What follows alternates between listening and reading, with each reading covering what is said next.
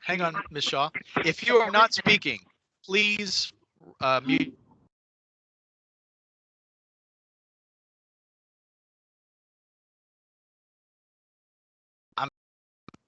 I muted myself. If you could mute your mics if you're not speaking, that would be greatly appreciated. Ms. Shaw.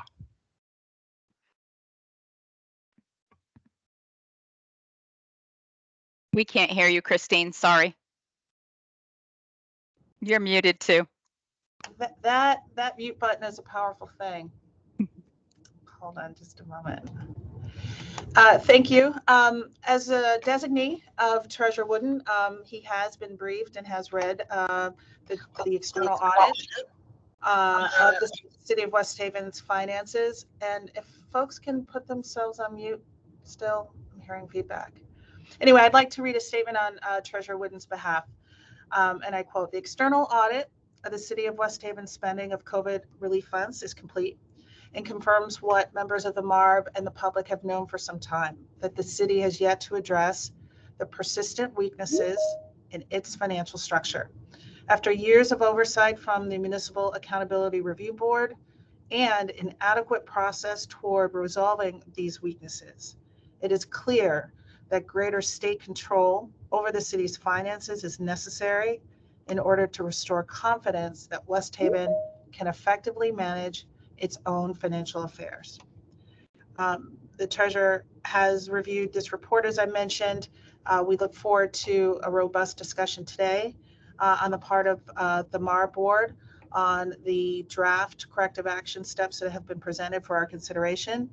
And I just want to underscore that the Treasury is committed to using all of the authority that exists under the MARB statute to address the very concerning issues that have been flagged in this forensic audit.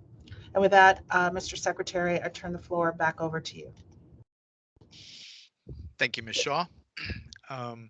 So we're here today. The board wanted to meet expeditiously in response to the audit report that was commissioned by my office that was commended to the board and accepted by them, and at their recommendation was made public along with the draft staff recommendations for corrective action. So we're here today to talk about those. I'm going to ask the staff to walk us through briefly at a high level the draft recommendations that we have to date. These do not represent the entirety of recommendations that we might at some point adopt as a board, but they are a starting point. I'll note that we have a number of the recommendations take us through a number of areas that we recommend the city, number of actions we recommend the city take going forward, but they also delineate what the board itself may do going forward. And I would separate those two ideas, right?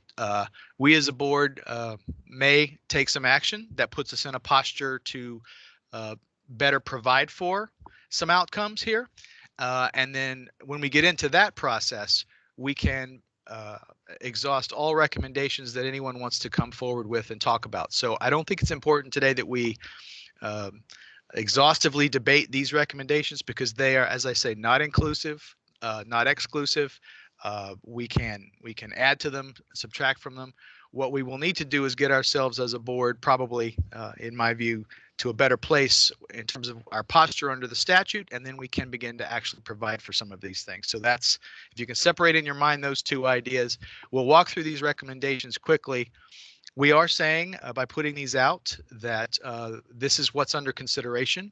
I think from my own perspective, I would say the city would be well advised to take a hard look at these recommendations and begin to make arrangements to make some changes in accordance with these recommendations. Because as soon as the board gets itself to a different place in terms of its posture with regard to the city, we'll be in a position to work very closely with them to assure that some of these reforms take place. So with that, I'm going to let staff take us high level through the draft recommendations, and then we'll have a short period for discussion. Ms. Kinnison. Yes, Secretary, thank you. You're going to notice in the corrective action plan, it's really a compilation based on recommendations that we have received through the years and through the time from the MARB members, as well as Cohn-Resnick's audit, as well as the city's independent auditors and their findings that we have been working through with the city, and various independent consultants that have been hired to educate all of us on the critical areas of deficiencies that warrant attention. Moving over to the list of items that are here, I think that we're all aware in the executive summary about the severity and the necessity for us to be able to definitely take a look at what warrants attention. The lack of policies and procedures, staffing has left the city in a vulnerable situation, and these control weaknesses have led to the opportunity for waste, fraud, and abuse. Those open doors when you don't have those controls that are in place, and you could hear that throughout the auditor's report. At the high level of the corrective action plan, we've already have discussed this before, and that's the centralization of the procurement function and the need for having a director as well as 2 buyers. I know that the city had mentioned that they should have an administrative assistant. The recommendation was 2 buyers, one that would also oversee the P-card program and creating policies and procedures around that area. And I know that this has been worked on, but it does shed light that more work is still to be done. Centralization of the accounts payable function. Right now, invoices are going across the entire to department heads, and that needs to be centralized with a manager that is overseeing all of those areas with proper qualified staff underneath them, and centralize that all of those invoices are, we do not have to worry that it had come to our attention through Cohn-Resnick's audit that some invoices that in December when they were there, they were not been booked to the system that were dated back into June. So it is important that they have a centralized area for accounts payable. Signatory authority, I think we've discussed that as well, and the dual signatory authority and what those roles and responsibilities are, and that no check should go out unless somebody has reviewed the documentation, and what is the level of authority that each signature has. Vendor database, we heard a lot in detail about the vendor database with 27,000 vendors in their system, while only 5,500 W-9 forms and tax ID numbers are there. So there's a weakness in the vendor system that definitely warrants some cleaning as well as scrutinizing. Centralization and creating an actual grants management area and compliance is critical. Somebody should be on top of all of grants, that federal and state grants that are received within the city, and somebody taking ownership for that. We've talked through these monthly year-end closing. That is an area that has been spoke about in the past, and I was surprised to learn that that was not formalized, to be honest with you, when I read the report. The charter, we have talked about the charter and taking a look at making sure that the charter is in line with policies and procedures, and that, if they are dated, that they get updated.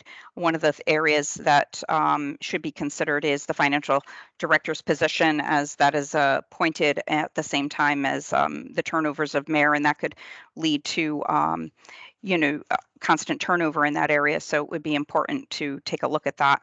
Human resources, I know that that has been worked on recently. However, policies and procedures for and creating a policy around anti-fraud policy, code of conduct, conflict of interest, a code of ethics, related party, these all need to be incorporated within an employee manual and proper training, and each employee is signing off on the acknowledgement of that training. The timekeeping policy, there needs to be a policy around if they are to have compensatory time, what is that policy? And it needs to have a pre-approval, as well as it needs to be automated within the timekeeping system.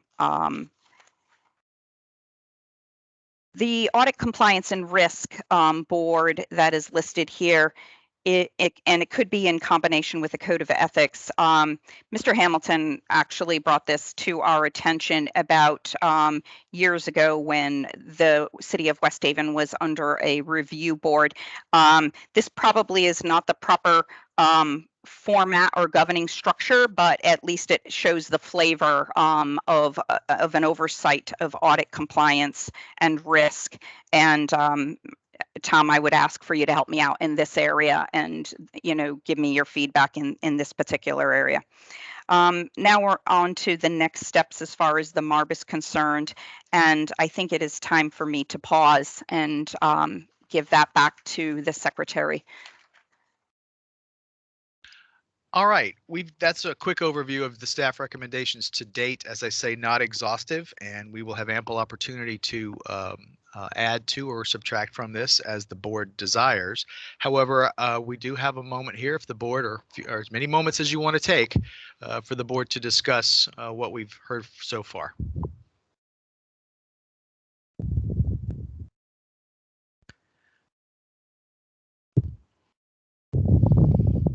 Ms. Shaw? Oh, I'll start with Ms. Shaw. Thank you, Mr. Secretary, and thank you, Ms. Kennison, for that summary. I appreciate the manner in which these recommendations are laid out, as well as the, reference to the longstanding comments that preceded this most recent forensic audit. I would like to explore the wisdom of plugging in some dates for compliance on certain aspects of these corrective actions. I think it is important for us to understand, especially since these actions are framed in the context of if there is inadequate progress on these specific items, then the MARB may exercise the option to designate the municipality as Tier 4. So I'd like to discuss the wisdom of adding some dates into this. And I also see that reference is made, and I'm looking for the language where there's the potential for the costs associated with this heightened review and other costs associated with implementing the corrective action plan, that there's a possibility that municipal restructuring funds could be withheld in addition to those that have already been withheld. I would make that language stronger to make clear that it's not just something we may consider, that we will use those restructuring funds and think it is an appropriate use of those funds for these measures. Thank you, Ms. Shaw. If I may, I think I'm going to offer a view here. It is not my concept in looking at these recommendations that we have to work through them and have them happen before we get to the consideration of Tier 4. Okay. I think that we can move to Tier 4 immediately. And then once we get to Tier 4, we can begin to work on these recommendations going forward. That would be my thought. Hello, Mr. Brockman. Can I add my 2 cents, please? Al can't put his hand up because he's, I think, on the phone. Okay, let's go with Mr. Brockman, and then we'll go with, who's that? Sal Luciani. Mr. Luciano. We'll go Brockman and then Luciano.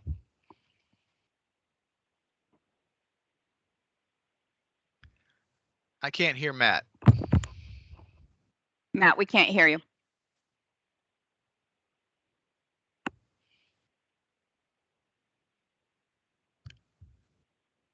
Oh, sorry about that. How's that?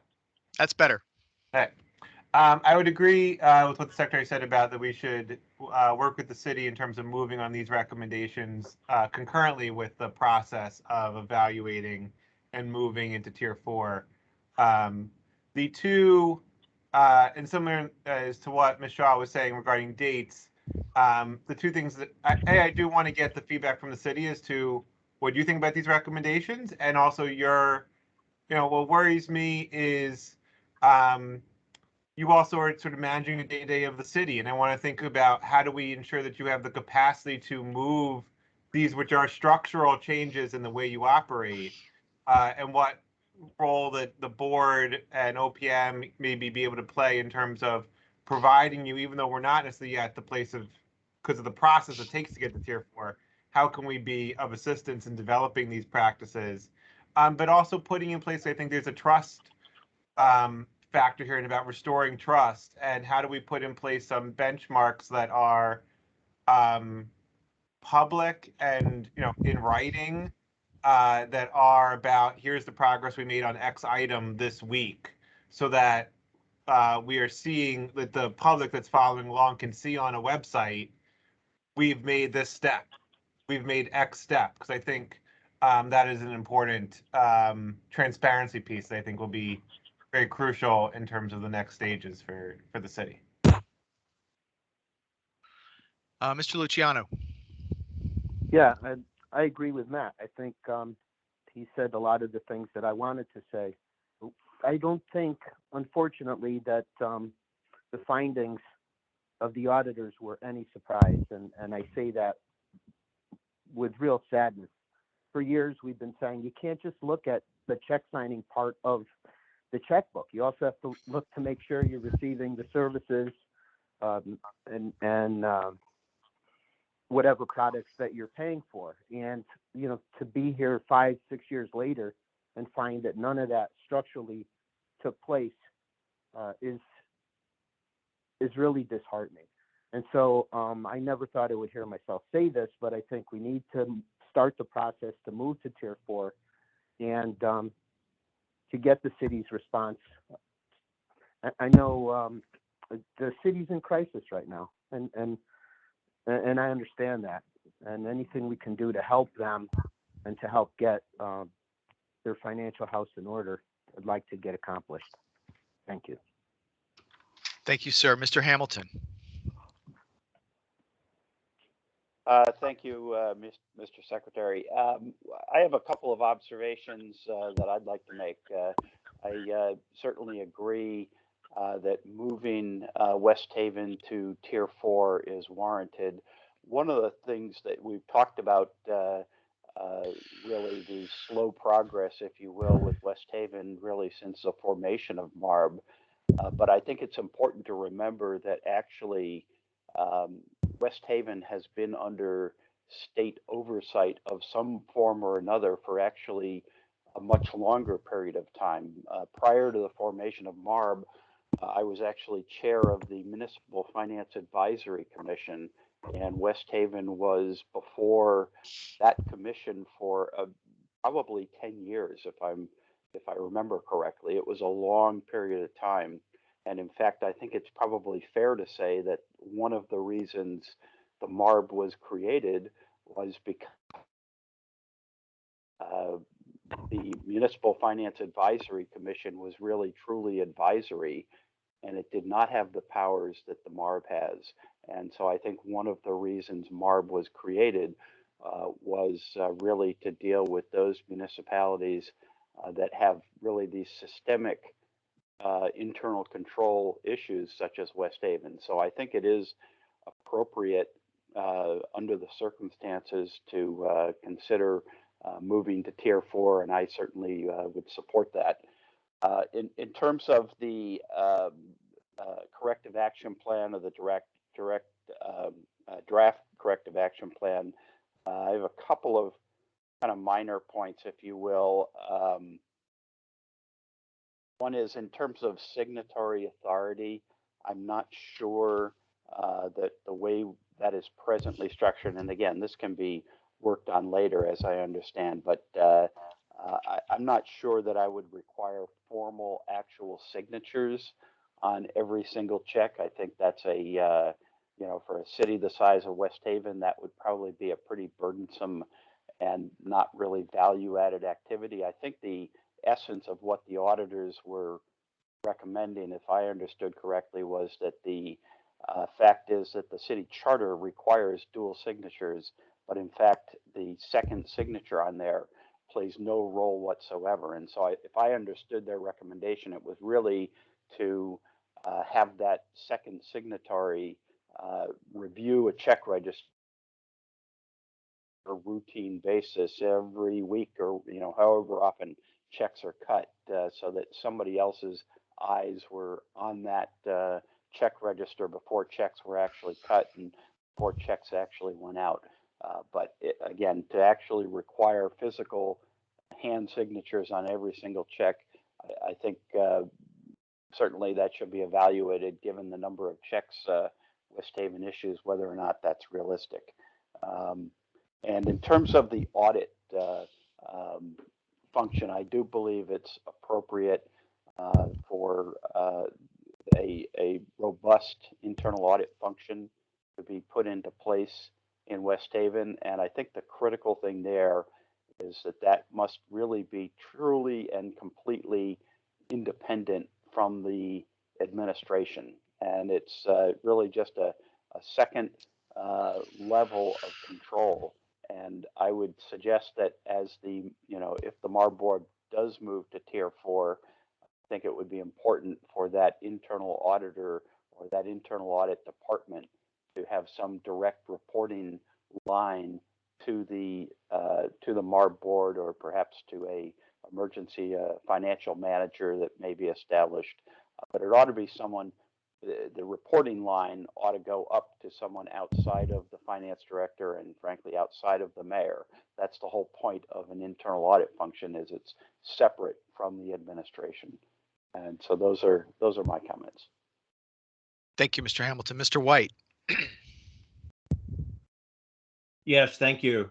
The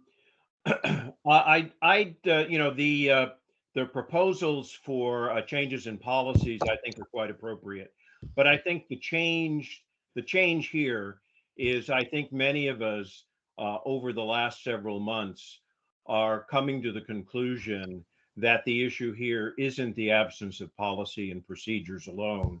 It's the lack of will to implement those policies. As Tom has indicated, the city was under state oversight for 10 years. My recollection is before they came under MARB in 2018, there were a number of years when the budget was not balanced. And what I'm seeing with this report, something that I've certainly been concerned about, is the reason for the procedures is to prevent fraud, waste, and abuse. Based on the report, it seems to me that there may very well be instances of fraud, waste, and abuse, and we should find out about that. I think part of the what should be done is an investigation, perhaps on a sampling basis, of some of these payments outside of the COVID funds.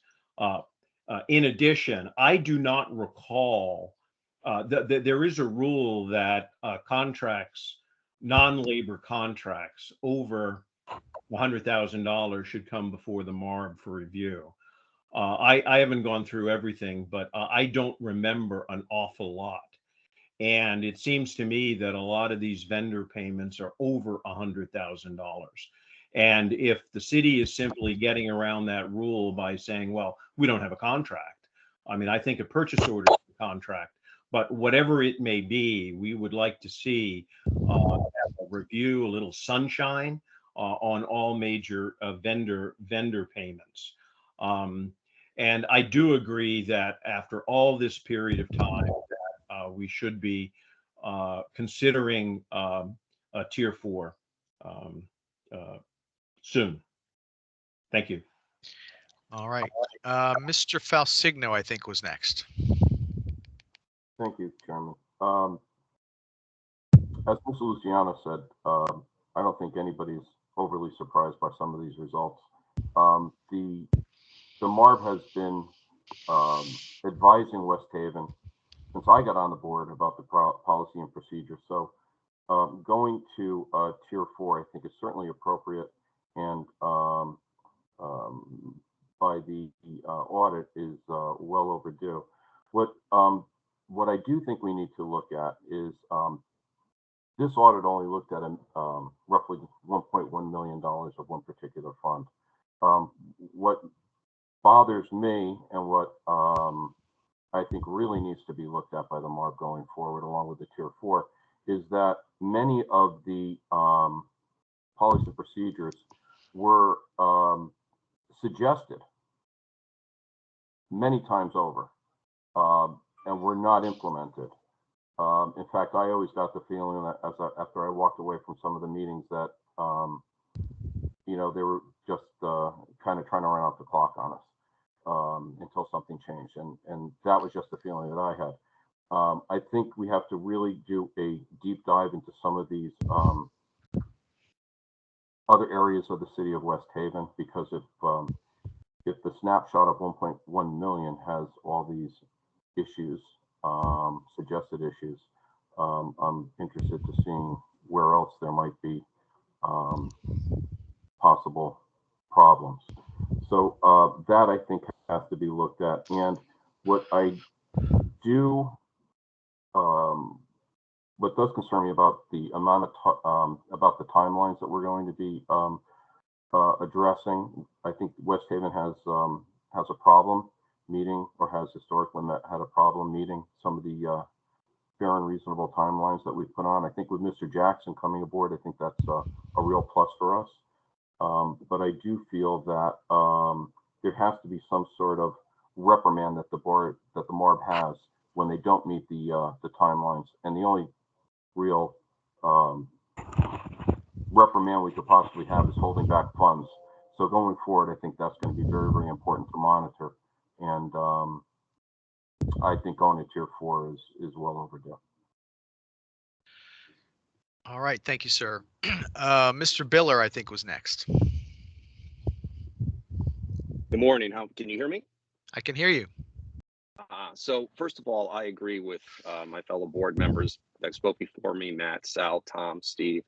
And as Steve had said, one of my immediate concerns was, as outrageous as this audit is and as comprehensive as it appears to be, as Steve said, it really is just a small snippet, a small snapshot of the overall finances in West Haven. And so it brings me to my greater concern, as Steve had said, what's going on behind this large amount but small percentage of funding and spending. And I think, as others have said, that this audit unfortunately came as no surprise to most of us. And I think that the city has been given ample guidance and time to institute many of these changes that have been recommended previously. And regrettably, obviously, they have not. And I think that they've given us no choice but to begin the process of greater mandatory oversight, as has been mentioned before me, independent of the city's administration. And therefore, I am in favor of the next step of moving to Tier 4 and beyond, if necessary, in order to compel the city to, make these changes. And, at the end of the day, what we all have to remember, and what the administration has to be obviously mindful of, is that the hardworking taxpayers of the city of West Haven and beyond are relying on us to do right by them. And this never-ending process of kicking the can down the road has to end. And I think that it's time for us to step in and help them do just that. Thank you, sir. Mr. Egan. Yes, thank you. So I don't want to get into the discussion of further elevation, just stay within the guidelines of the statute. But I would say this: it has been 4 years since we've been here. When I see the comments by city officials regarding the audit, it almost appears like they had no idea of anything going on, and that any deficiencies that we've raised over the course of a 4-year period, inclusive of prior mandated audits that have raised the same, like it never happened, like they were almost unaware of it. We have had numerous MOAs for restructuring funds where timelines and benchmarks for achieving certain things, and even under the current one, I believe they are still deficient in meeting all those timelines agreed to and set by them. I also think that it really shows an an absence of the situation that West Haven's in when you hear comments like comments by the chair of the city council Tuesday night at his meeting when the chairman was inquiring with the new finance director, who I think very highly of, why Marb is still, quote, hanging us and playing with us. And he talked about that we've had 3 balanced budgets. Why is Marb still around? The balanced budgets, and it's been said by the mayor, how this is some grand accomplishment. The only reason why there's balanced budgets is because we have given this city an exorbitant amount of money. If not, they would be in the red. If not, their taxes would be raised, who knows, another 4 or 5 or 6 mills just to try and accomplish that. But I think, and as I've discussed before, to have an honest way forward, I think people on both sides of this conversation need to be honest, and really the trust needs to be restored, not only with, certainly the taxpayers of the state of Connecticut and the city of West Haven, but really with this board, as far as us being able to have any faith in city officials. It's clear through the audit, and I know it was certainly recognized when it was discussed, that certain things, in particular, I'll just highlight this because it's very clear, the issue with use of credit cards, which we had the chief of staff before us, this is going back a month or so ago when this issue came up, who said in no uncertain terms, because it was asked 20 times, 80 different ways about, documentation and things like that. And it was said very clearly that, every expenditure could be justified and pinpointed, and there's paperwork on everything. And but in the audit report, it was clear when that was asked about that, there was no ability to justify some of those credit card expenditures.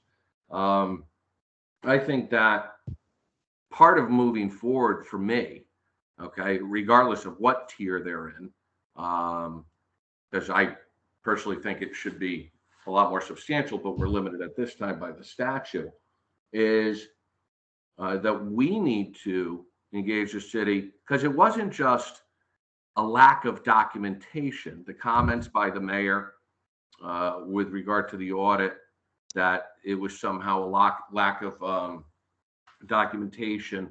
The comments by the chair of the council in the paper yesterday, that the auditors didn't look hard enough for this documentation.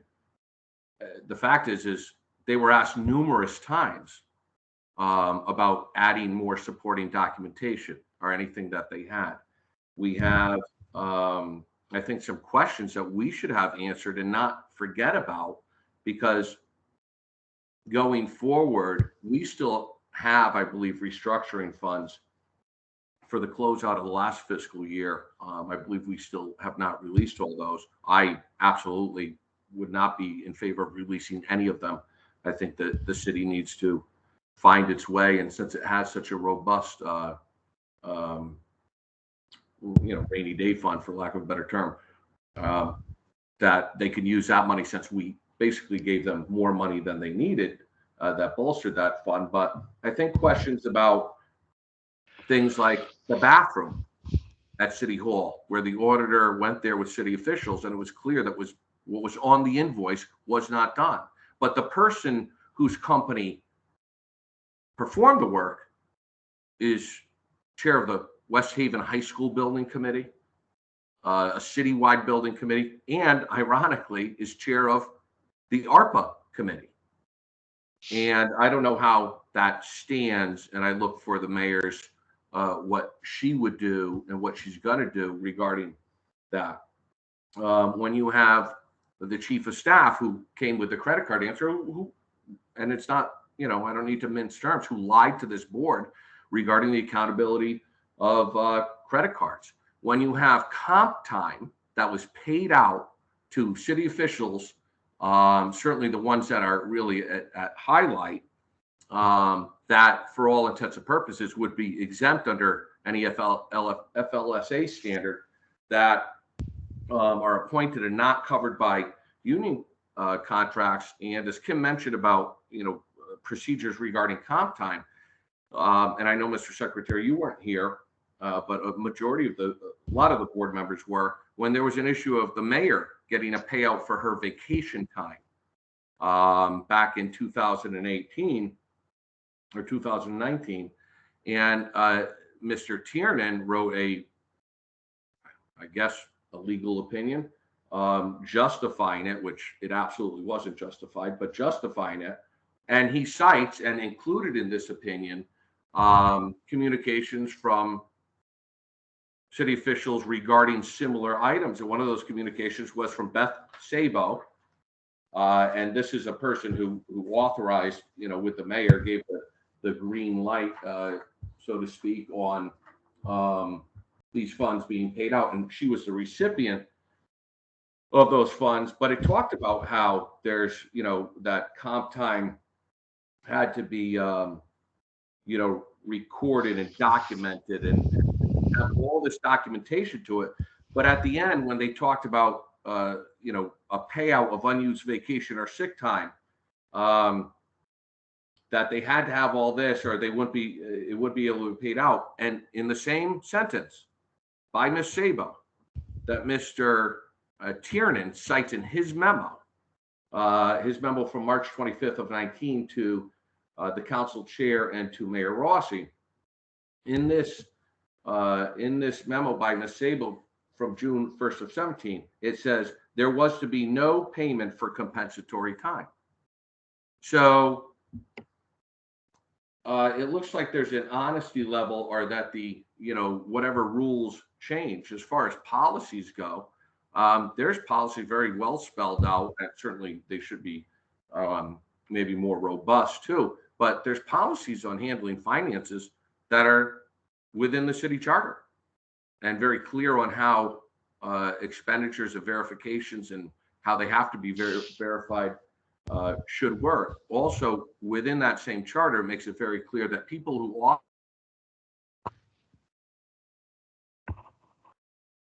City of West Haven in violation of those provisions are solely and individually liable for the repayment of those. So I just think there's a lot of things that, besides the a solution or what seems to be the big move of going to a tier 4, if that conversation is going to take place, I think there needs to be some other things that we don't forget about and that we get into to find to find the facts on and what happened, particularly in circumstances where it wasn't just a thing of supporting documentation. It was a thing where work wasn't performed, where things couldn't be justified, even though they were told to us they could be justified. In scenarios where people were given permission to sign off on expenses, and I know this question was asked, but with Mr. DeMassa, and that permission was given explicitly by the mayor in a memo on December 18, 2020 to the city council, which they approved. So I think we have to, beyond, which is excellent, an excellent draft, the recommendations for corrective action, beyond any possible discussion about movement, I think we need to focus too on some individual items here to see really what's going to happen, and to people who have violated the trust of this board, the trust of the local and state taxpayer, to see where those people still stand as far as being part of the city administration. I think that will tell a whole lot of whether this city administration, in particular the mayor, really wants to move forward. One thing, and I'll wrap this up, is I would agree that we need to dig deeper. I think we should do, because now, since some of these funds that were on the ledger to be get CRF reimbursement were moved off it in the city's final submission, and now they're basically on the dime of the taxpayer of West Haven, or the state taxpayer, i.e. The money we've given or pilot funds or whatever, is that, we should certainly look to engage in maybe a couple random samplings, similar to this, of expenses over the last couple of years, over say a 30 or 60-day period here and there, to see, I guess, how that to really see and just verify what we already know, that this is far beyond anything to do with COVID relief funds. Thank you. Thank you, Mr. Egan. Mr. Waxenberg. Okay. Is Gareth here online? I assume he is, but I'm not sure what his availability is. A couple questions that may require his input. First question is on the recommendations from ARB. It says special measures related to ARPA spending, that section there. And I'm not going to read through it. Because you now have an ARPA fund and there's money in there, how does MARB, how can MARB in effect attach those funds for oversight? Because the unfortunate findings of the auditor regarding the COVID funds were quite alarming. Now you have ARPA funds coming in with the oversight of an individual within the town that's questionable. How do we interact with the ARPA funds, number one? And secondly, because I am I don't want to say convinced, but I believe over the past few years that this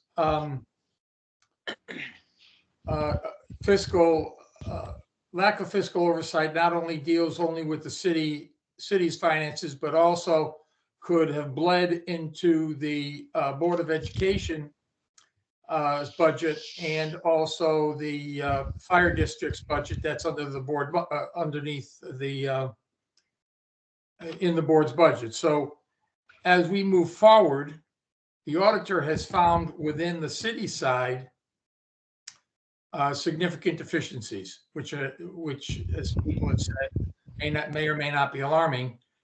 Does this also include the opportunity to examine the other two entities that are within the board budget? I know we have the two independent fire districts, but my concern is because they're underneath the board, the town's budget, do we, when we hire quote unquote an auditor or whoever we're going to place in there, does that extend into those other areas for such policies, fiscal policies, things of that nature? And that may be a legal question more so than, but my concern, as I've stated, is the use of the ARPA funds, making sure that that's consistent with proper fiscal oversight and management. And secondly, where does this leave us regarding the other two entities that are within the town's budget, the Allentown Fire District and the Board of Education? Because personally, I see lacking some of the oversight there as well. And if we don't have an answer now, then maybe we can discuss it at our next meeting. It's just two issues I chose to raise, that's all. Attorney Bye, did you get all that? I did. I mean, if you want me to comment now, I can just comment quickly as far as what Mr. Waxenberg refers to as attachment. To me, that that term is a loaded term from the standpoint of from a legal perspective. When I think of attachment, I think of someone being put in receivership, or someone having rights that goes to garnish something, to take monies from something. Let me be clear. I mean, again, I'm not going to do a war and peace on ARPA uses of ARPA money, but there are essentially 4 parameters, Mr. Waxenberg, and they all have to do, with predeterminations that our Congress and the president signed into law with respect to how the monies can be used to tackle the pandemic. So there's essentially 4 elements that are out there. One is to buy PPE and to continue the fight against the pandemic. One is to address with public health and, socioeconomic issues that are related or indirectly related to the pandemic. You've got an attempt to expand environmental concerns, whether it's sewer and or water issues, and then you've got geospatial stuff. So there's very limited there's limitations how those monies can be used.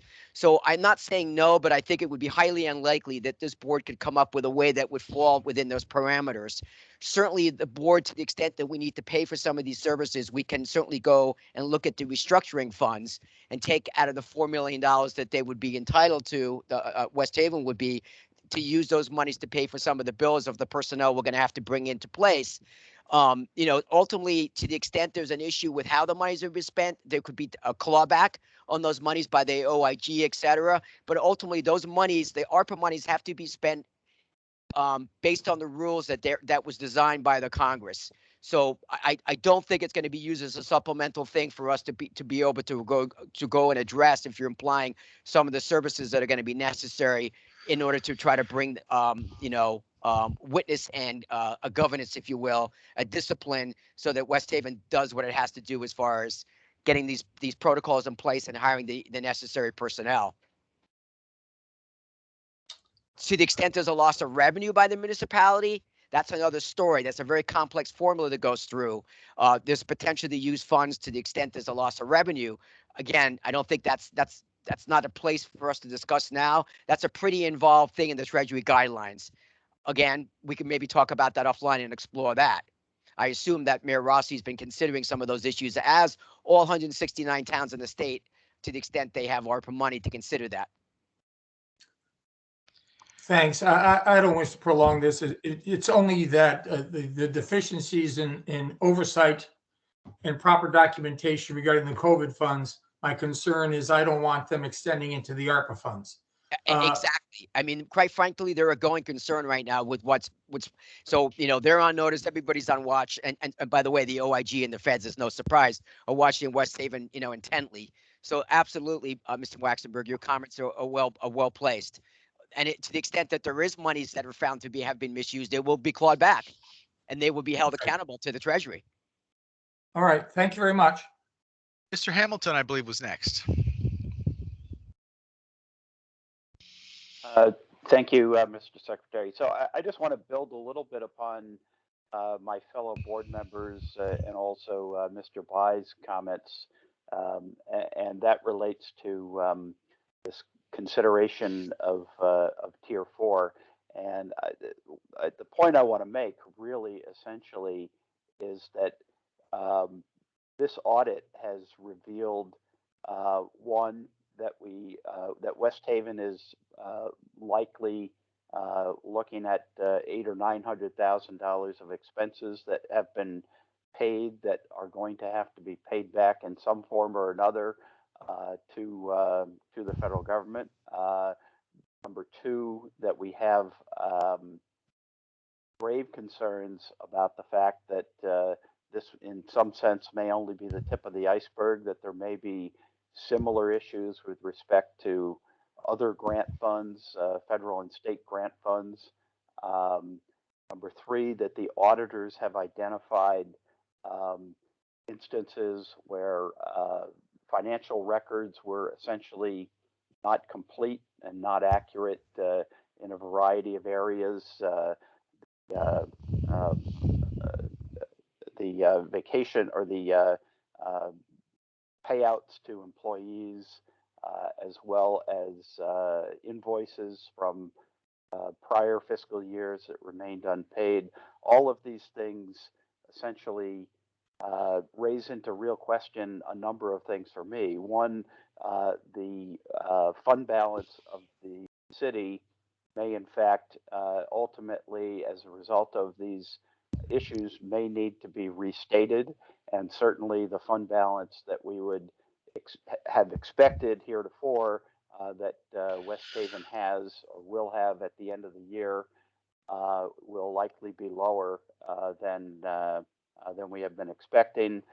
That there are short and long-term liabilities that are not necessarily accurately reflected on the city's books, and it raises concerns in my mind about the economic outlook for the city. So those are the comments I wanted to make. Thank you, Mr. Hamilton. Mr. Falsigno. Thanks, just got on mute.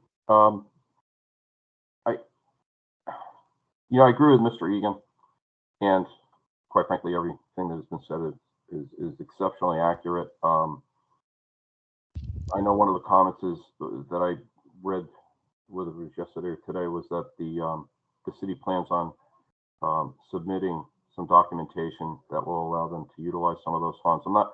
My question is this audit was an arduous audit. They had numerous opportunities to submit and to present any type of information that they had to justify some of these expenditures. But I think and I'm not sure what the answer is to this question, because again, I'm not, I don't know the MARB policies case and verse, but what I've always felt has been the issue has been that MARB looks at all these events from 30,000 feet down. It's a macro view.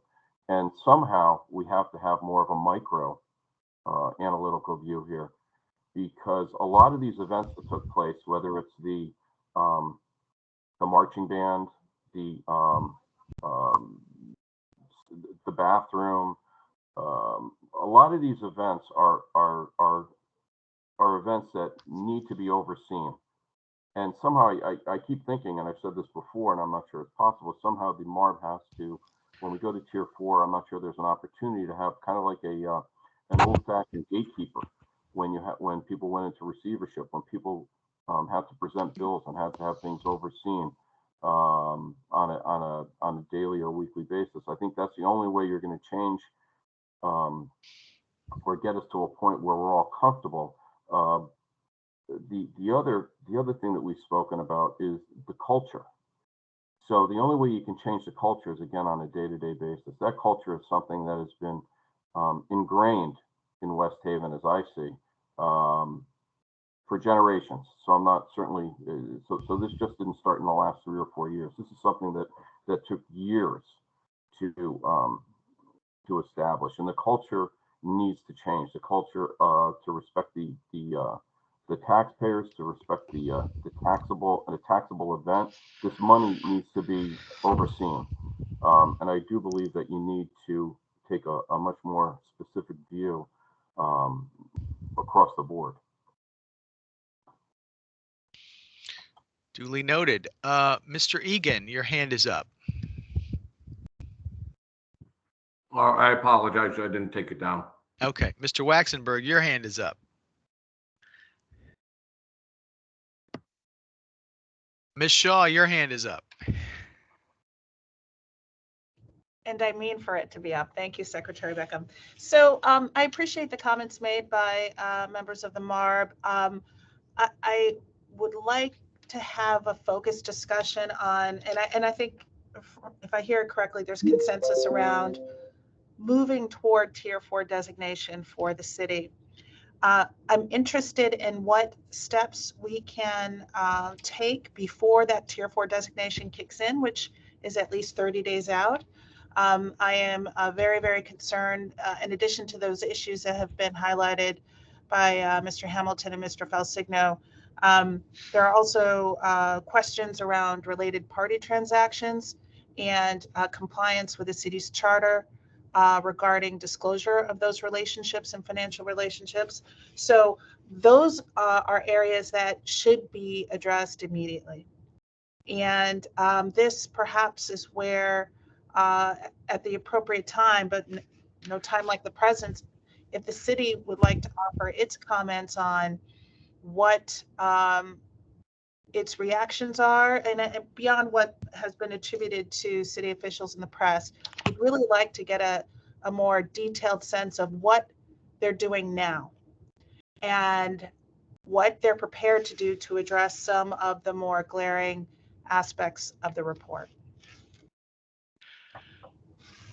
If the members are, if I don't hear an objection to that request, if I don't see one, I do see the mayor is with us. I don't want this to get into a involved back and forth if members have a different view. So I'd like to give the mayor an opportunity to speak. But if we could hear that and then maybe move along with our business, I think there's something we need to do today. And we are near the end of our first hour. So with that, Mayor Rossi, would you care to offer any comments? Okay. Good morning. Can everyone hear me? Yes, ma'am. Okay, because it's just saying unmuting, so I wasn't quite sure. Yes, we are aware of all that's going on.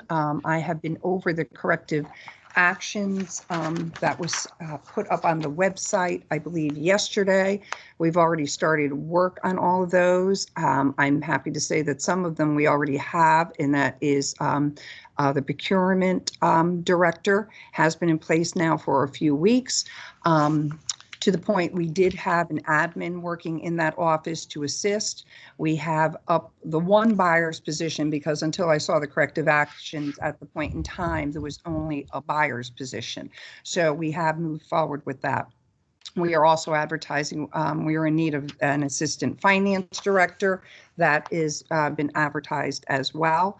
And so we are trying very quickly to fill those positions. Again, as going through the corrective action, as I said, we've already set up a template. We are working on those as we speak. Additionally, we are looking to submit additional information for some of the items that were not paid. One of which it seems is the health departments of over $400,000. That needs to have the dates corrected because according to the audit report, they are saying that the dates were incorrect. So we need to go back and look at that. The fire departments were never, they never went through the payroll register. So we have to get that the two fire departments, the outside fire departments, they have to be reconciled. We are, my understanding is, I don't know if there is a date because a date has not been provided to me, but we are looking to work as quickly as possible. We don't know if there's an end date as to how long we have to submit any additional documentation because we really would like to try to get every dollar that's still on the table so that we don't have to, pay for it out of our own funds, but out of the CRF funds. So we are moving forward for that. We take this extremely seriously. We've been working on it diligently since honestly, since I discovered the theft back on September 27th. I mean, it was a pretty shocking time to figure this out and then have to report it to the different agencies, and they had to work through the investigative process. The FBI was involved. So it's been a long run. This hasn't just happened. It's been going on to the knowledge of me when I discovered it on September the 27th. So we do take it seriously. Any theft, but a theft of this amount is disgusting.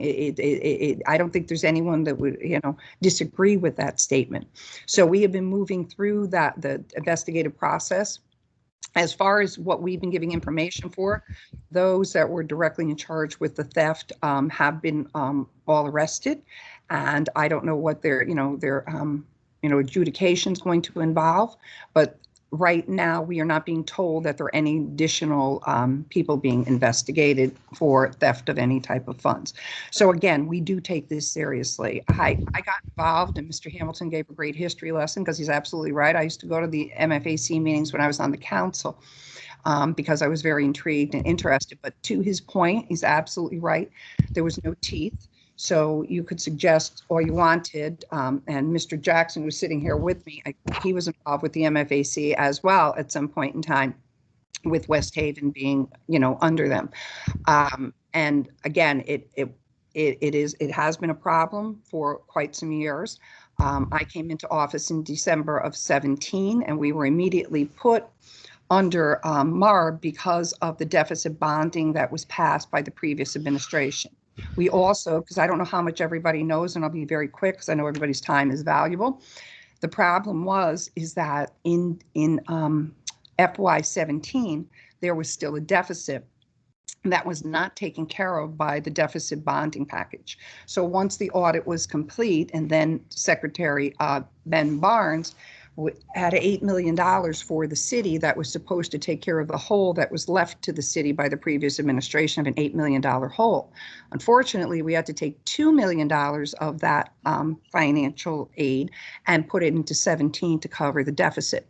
So we were kind of behind the 8 ball when we first got in, because we had $6 million to fill an $8 million hole. And we had to quickly do serious cutting to different, and not union personnel, but other personnel, to try to balance the budget.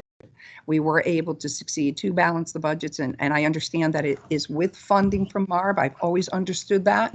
However, we've, in most years, used less funding, as you know, than was previously offered. So we have tried. Did we fall short? Absolutely. I'm not trying to make any excuses. I just want everybody, because I don't know when everybody came on to the MARB, because there's been different changes and everything throughout the years. So I just wanted to be really clear. But we do take this seriously. We look forward to working with you. I don't disagree with anything you've suggested, but I am happy, Mr. Hamilton. The only one I was worried about when I read the corrective actions were signing the checks like by hand, I call it. That would have been really tough. So I'm glad that you brought that out and gave us better guidance, which we can absolutely continue to reach out to satisfy that issue, because absolutely signing the checks by hand would really be a problem. I don't know if Scott Jackson would like to briefly speak, and if anybody has any questions, I'd be happy to answer them. Very briefly, good morning, Scott Jackson, Finance Director, City of West Haven. Some things became apparent to me fairly early. One of them is that I do not believe that we have the collaborative relationship with the auditors that I believe that we should have had. So that yields a lot of things in the draft corrective action plan that have already actually been accomplished or are on their way. So what we've done is we have synthesized this plan with the items in the MOA so that we can keep track of them in a unified fashion, and we can report out in short order as to where we stand on all things outstanding as well as these items. So we look forward to that opportunity. But we are absolutely moving forward in a positive fashion to address the items of concern. Thank you both.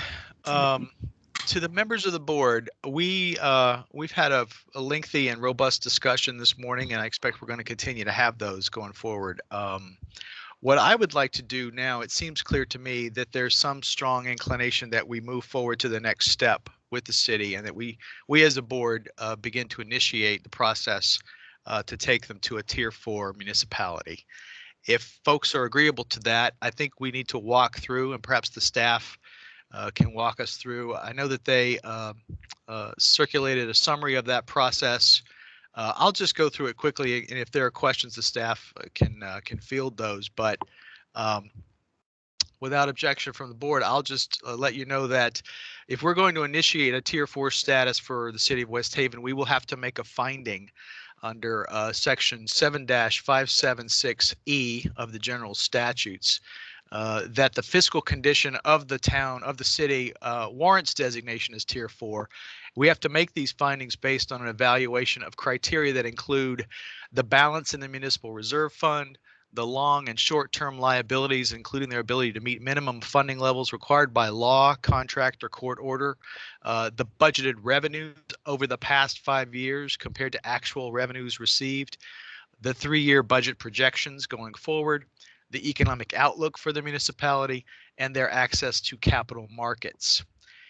For purposes of making this finding, and we will as a staff work on a more elaborate document for you and circulate that in advance. But for purposes of making this finding, the MARB membership itself will have to be amended to include the chief elected official of the municipality who will have a vote, a member of the municipality's legislative body as selected by that body who will have a vote, and then the treasurer of the municipality.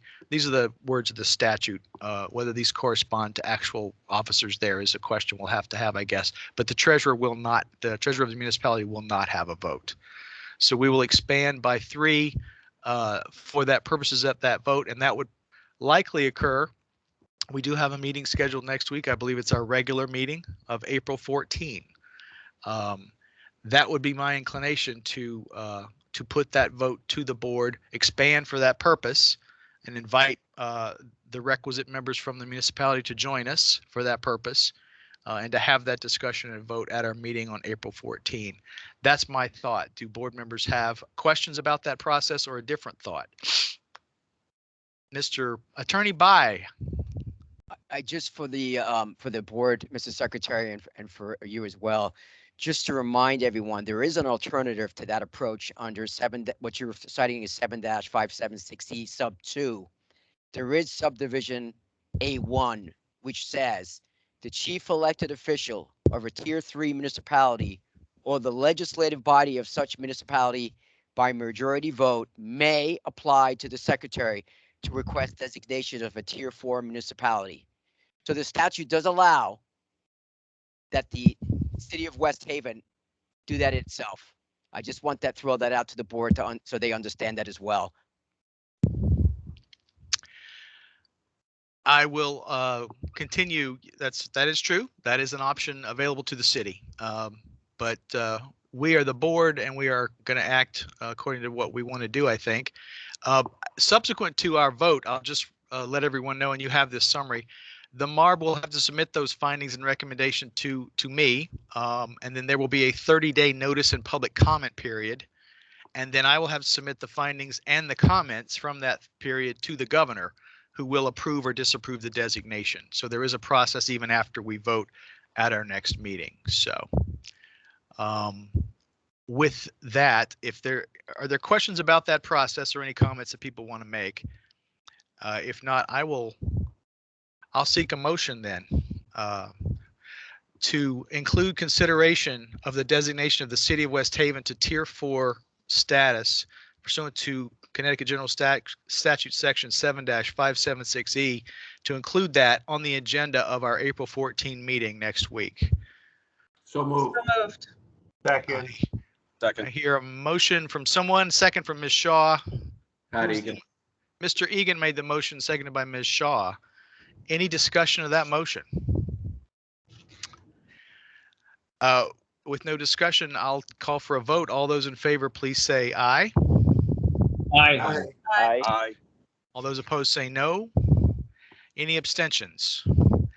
The ayes have it. We will include consideration of that designation on our next agenda.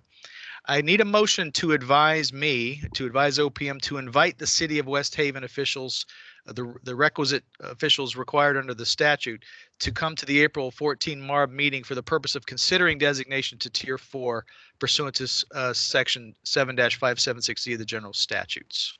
So moved. Second. David Miller, vote. Who was the mover there? Pat Egan. Mr. Egan moving, Mr. Biller seconded. Any discussion? Seeing no discussion, all those in favor, please say aye. Aye. Aye. Those opposed, no. Any abstentions? It appears the ayes have it. We will invite the city of West Haven. Mayor, since you're on the call, who should we direct contact to for that purpose? You can direct it directly to me, would be fine. And then I can make sure that the necessary parties are copied afterwards. All right. And I will also inform the full city council. Yes, they will. A member of the legislative body of the town, as selected by the body, will be one of the members. So we'll need that information as soon as you can provide it to us. They will have to vote. So I know that they do have a meeting scheduled on the 11th on Monday evening. Very well. Mr. Chairman, Who's that? it's Pat Egan.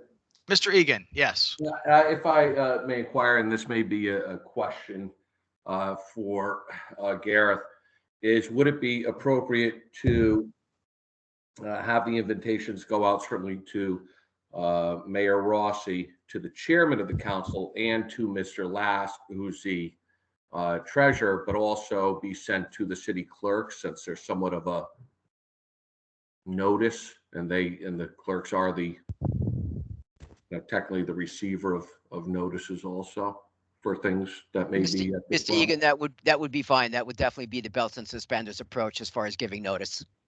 I have no objection.